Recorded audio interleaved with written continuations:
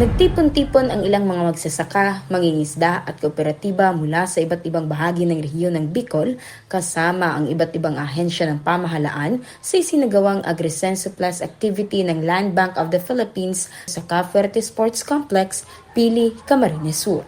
Presente sa mga dumalo dito ang Presidente at CEO ng Land Bank of the Philippines na si Ms. Lynette V. Ortiz, Attorney Asis G. Perez, Undersecretary ng Department of Agriculture, Mr. Gaudencio de Vera, Regional Manager ng National Irrigation Administration, Mr. Varilu D.G. de Vera ng National Food Authority, Governor Elry Villapuerte ng Probinsya ng Camarines Sur, Mayor Marivic Solano ng Bayan ng Pili at marami pang iba. Ayon sa mga kinatawan ng Land Bank, patuloy nilang isinusulong ang mga programang tulad ng Agrisenso Plus upang matiyak na naaabot ng mga serbisyong pinansyal ang sektor ng agrikultura, lalo na ang maliliit na magsasaka na nangangailangan ng suporta.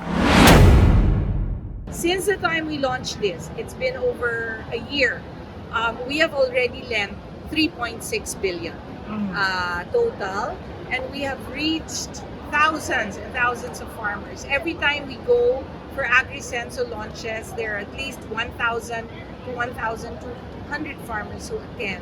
So we're really happy that we've managed to gain traction and that more and more of our farmers and fishers are availing of our program and really staying away from the loan sharks that actually charge them 3% at least per month. And we are charging 3% per annum. So we are very much hopeful that we can continue to do this. We're rolling this out. We're going to be in Tarlac next week, and then we're going to go to each and every province that needs us.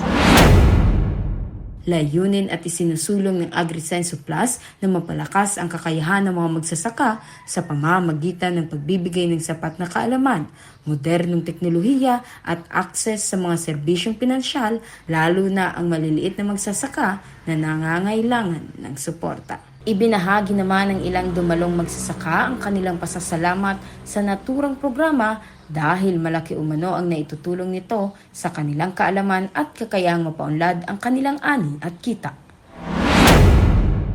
Narinig na namin na napakaganda ang programa ng Agrisenso na napakababa po na interest na ino-offer sa mga magsasaka na sa halagang 3% lang na ibibigay po ng Land Bank.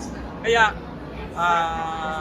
nakikita ko po na bilang isang pinuno ng aming asosasyon, ito na ang way na makakaangat-angat ang aming mga miyembro sa pagsasaka. Mababa po ang interest.